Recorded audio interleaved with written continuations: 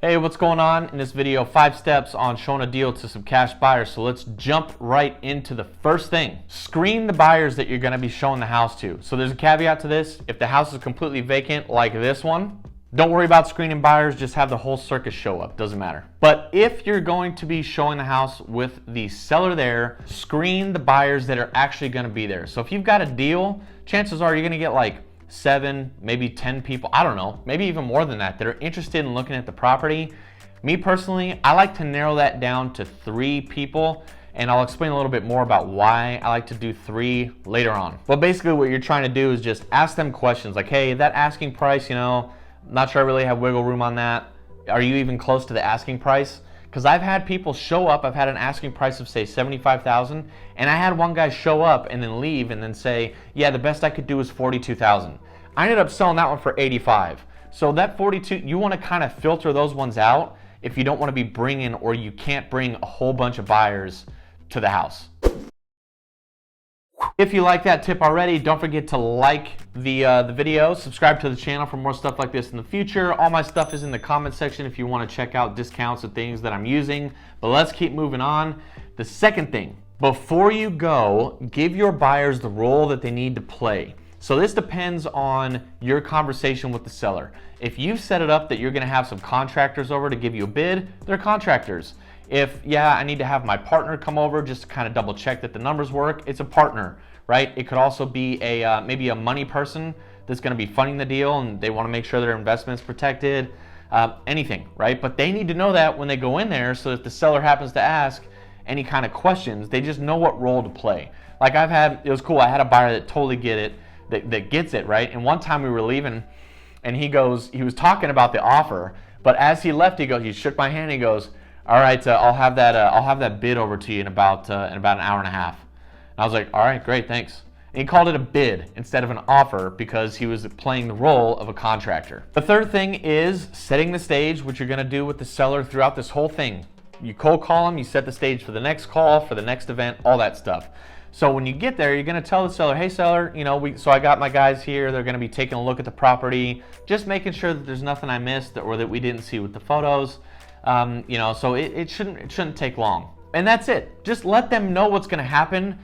That will ease their mind. Selling a house is a pretty stressful thing. If you can let them know every step of the way what's gonna be happening, goes a long way. It's gonna make you look more professional and like you're running the show, right? They're gonna trust you more doing that. Fourth, you want to be hanging with the seller, building up that rapport, talking to them the whole time, almost kind of distracting them too. And you also want to just maintain that main point of contact. I've shown properties to buyers where buyers, for some reason, you get 1 or 2 every once in a while that like try to act like the buyer.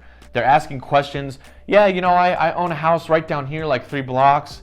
This one looks great. That type of stuff. And you're like, what are you doing? Like, you're here for a bid or you're the money guy or whatever. Why? Stop it, right? But sometimes that happens when you hang with the seller and they trust you.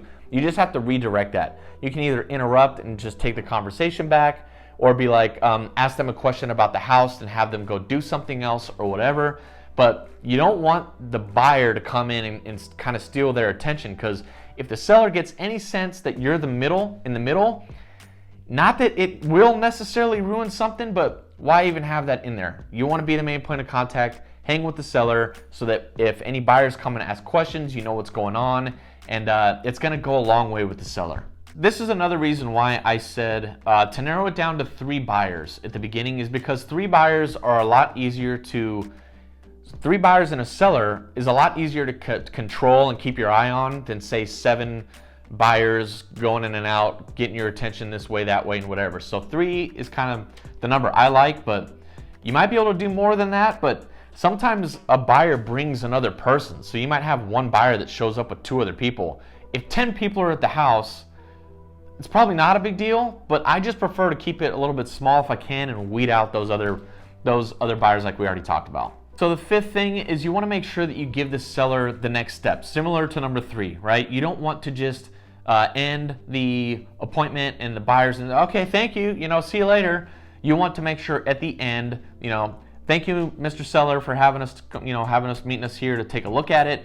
Give me about, a few hours, maybe tomorrow afternoon, and I'll give you a call and we'll go from there. Does that work for you? Get in your car, go your own separate ways. For some reason, I'm paranoid. I like to be the last one. I let all the buyers drive off, and then I drive off. I don't know why. I'm just paranoid that like one's gonna hang around and try to talk to the seller or something like that. And then this is kind of, I suppose, a little bit of bonus. This isn't there, but as soon as you're done, within like an hour or so, message the buyers that were there. Hey, what do you think about the property? Get your feedback on everything.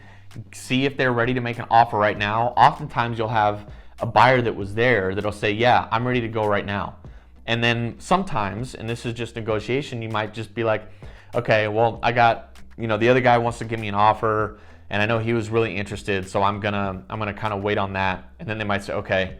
And then 2 minutes later, they might call you and come up and say, listen, if I give you $5,000 more, can I get it? And you don't even have to do anything. So just don't be too needy, don't be too anxious, engage the interest, get a feel for it, and then I like to try to assign it that day so I can call the seller and kind of wrap the thing up and then move on and try to find more deals. So that is it. If you found this video helpful, again, don't forget to like and subscribe. Check out the links in the description for discounts, tools that I use, things like that. If you have any cool video ideas, also love to hear about them, so drop a comment, and if you have any questions. Otherwise, see you on the next video.